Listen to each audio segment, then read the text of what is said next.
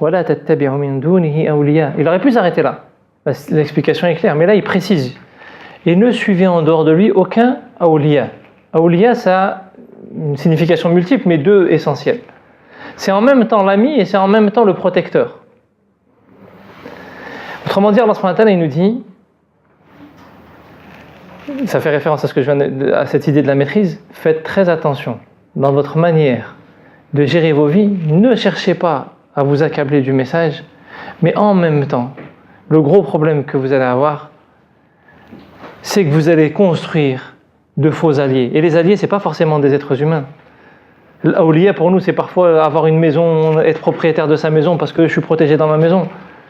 Notre meilleur ami, des fois, c'est notre porte-monnaie ou notre compte en banque.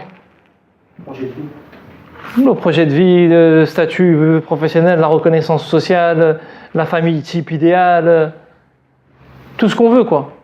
Allah subhanahu wa ta'ala dit وَلَا تَتَّخِذُوا مِن دُونِهِ أَوْلِيَاءَ. Ne prenez aucun autre allié en dehors d'Allah subhanahu wa ta'ala.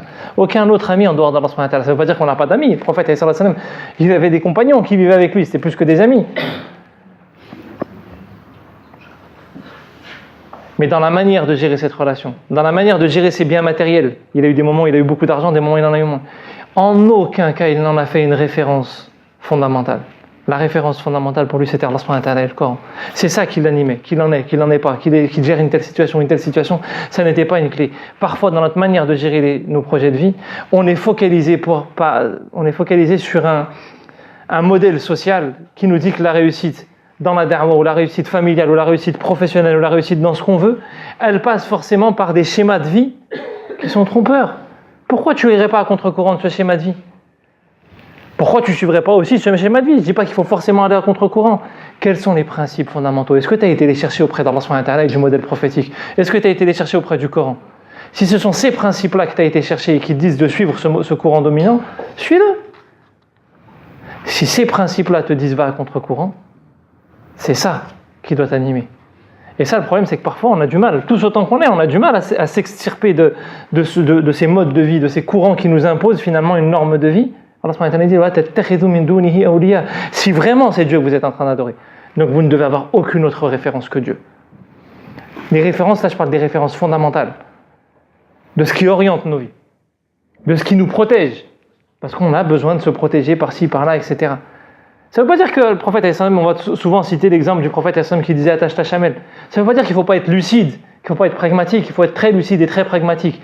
Ce qui devient problématique, c'est quand ça devient une prison. Vous savez, on peut se moquer parfois des gens, ils ont besoin d'aller vérifier 3 fois si la porte elle est fermée avant de sortir de chez eux. Mais en vérité, est-ce que nous, on n'est pas comme ça à une autre mesure ? C'est-à-dire que dans nos projets, est-ce qu'à un moment donné, on n'est pas obnubilé par certains moyens matériels qui nous empêchent d'avancer ? S'il n'y a pas telle et telle condition, on ne peut plus avancer. Le prophète, sallallahu alayhi wa sallam, il n'est pas convaincu qu'il faut aller à Uhud, il y va. Les compagnons, ils ont dit, il faut y aller, on y va. Allah subhanahu wa ta'ala lui a révélé qu'il faut aller à Hudaybiyah alors qu'ils venaient d'être attaqués, il y va. Allah subhanahu wa ta'ala lui ordonne d'aller à Tabouk pour attaquer l'empire byzantin, il y va. C'est-à-dire que les conditions, ça ne veut pas dire qu'il ne monte pas une armée, qu'il ne l'arme pas, qu'il n'appelle pas, il appelle. Donnez de votre argent, donnez les moyens, il s'organise, etc. Mais même si les moyens qui sont en face ne sont pas appropriés, si le principe il est là, c'est le principe qui m'anime. Les moyens ne sont pas la clé. Les moyens ne m'obnubilent pas. Les moyens ne m'enferment pas. Les moyens ne sont pas une fin.